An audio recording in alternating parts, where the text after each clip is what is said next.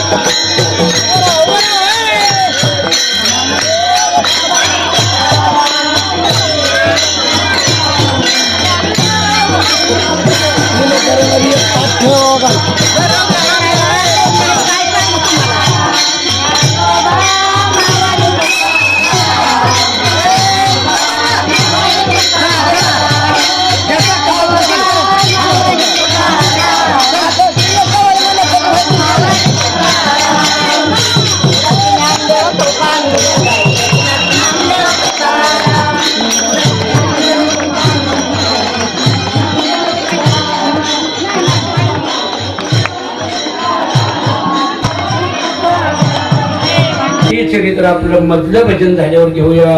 विठोबा रघुबा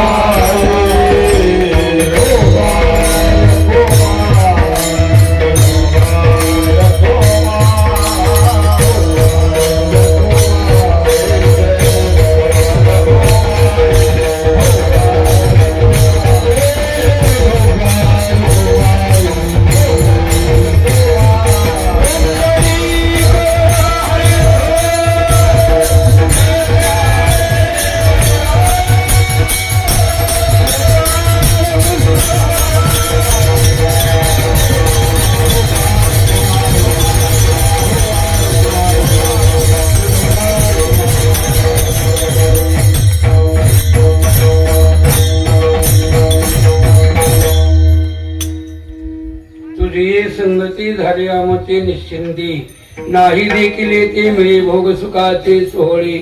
घरी ताकाचे सरोवरी ते नवनीताचे पोर. आता नवनीत यांना भेटत आहे, पण आता आई बोलत आहेत की तुम्ही रानात गाई घेऊन जा. प्रभू आता गाई घेऊन निघाल्यानंतर सोबत शिदवड्या घ्यायचे आणि गाई चारायचे. गाई चारत असताना त्या काळात एवढं गवत होतं, गाईला जमिनीपर्यंत मान वाकवायची गरज नव्हती. उंच मानेनं गाई चारा तोडत होत्या. त्याच्यामुळे गाई लवकर तृप्त झाल्या. गाई बसले की काही खेळ खेळायचे. चेंडू फळीचा खेळ एके दिवशी चालू होता. प्रभूंनी चेंडू एवढा उंच मारला की तो कालियाच्या ढोळाच्या जवळच कदंबाचा वृक्ष होता. त्या कदंबाच्या वृक्षावर अडकला. तिकडं कोणी जात नाही. कालियाच्या विषाचा जो काही तिथं तो प्रादुर्भाव होता, त्यामुळे तिथं गवत उगवत नाही. कोणी पाखरू गेलं, माणूस गेलं की मरत होतं, म्हणून तिथं कोणी जात नाही. आणि तो वृक्ष काय हिरवा होता.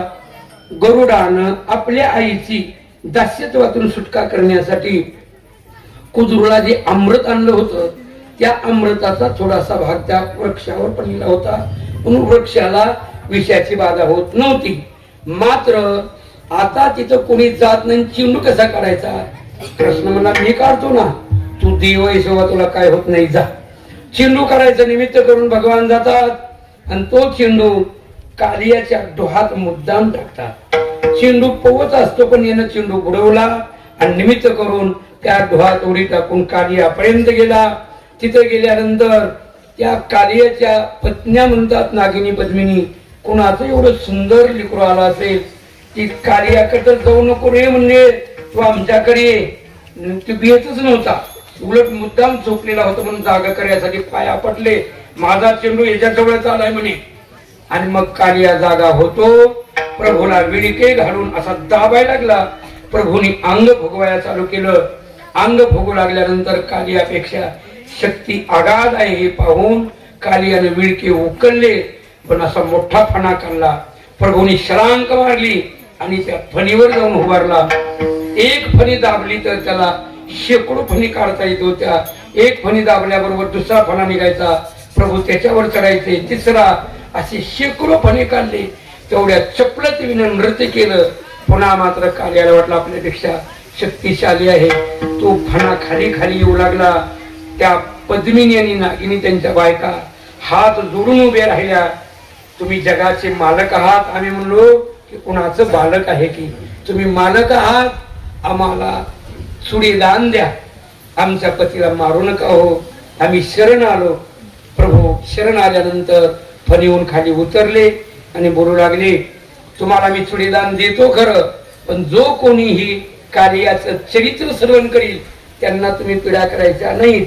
आणि तुम्ही या दूर वनात जाऊन राहायचं. इथं कालिंदीला या नदीला शैल आहे, हे फिरलं पाहिजे. गाई आल्या की इथं मरतात, ठीक आहे. आणि तुमचा गरुड मला त्रास करणार नाही. नाही म्हणजे माझ्या पायाचे ठसे आहेत. कालियाचा गर्भ घालवला पुन्हा इंद्राला एके दिवशी वाटलं होतं की मला वर्षाला यज्ञ या करतात भगवंतांनी ठरवलं इंद्राचाही यज्ञ बंदच करायचा म्हणे. आणि प्रभूंनी सांगितलं आई आज आपल्या गावात काय आहे इंद्र याग आहे करायचं नाही. अरे मी कसा निर्णय घेणार तुझ्या वडिलांना बोल. नंदबाबाला सांगितलं बाबा हे करायचं नाही. अरे बाबा गावातली सगळीच बुजुर्ग मंडळी बोलावी लागतील मी एकटा तर कसाही बंद करू शकतो. मग सगळे बुजुर्ग मंडळी बोलवले जुनी माणसं आणि त्यांना म्हणले काना असा बोलतो तो देवता आहे खरं आहे परंतु म्हणले इंद्र जर कोपला तर नाही म्हणले काय होत बंद म्हणले. आणि मग ही स्वयंपाक केलेला आपण गोवर्धनाची पूजा करू. गोवर्धनाची पूजा केली. इंद्र कोपला पाऊस पडू लागला. त्या पावसापासून बचाव तो पर्वत आपल्या नकाग्री धरून प्रभूंनी त्याच्यापासून बचाव केला. म्हणून त्या ठिकाणी इंद्राचाही गर्व गेला. आता एके दिवशी मात्र गाई घेऊन गेल्यानंतर असा असणारा म्हणजे एक वनवा पेटला की 12 गाव बाजूची पेटली होती आणि त्या अग्नी त्या भीतीस्तव चौकडून गायी काही व्याघ्र असतील हरणी असतील सगळे पळत होते.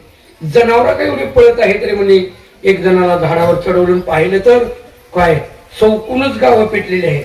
कृष्णा आपण राहत न म्हणले आपलं गोकुळ जळून जाते म्हणले. काय झाले म्हणले 12 गावं पेटले म्हणून जनावर एवढी पळत आहेत. खाली उतर म्हणले आणि सगळ्यांना सांगितलं डोळे झाका कोणी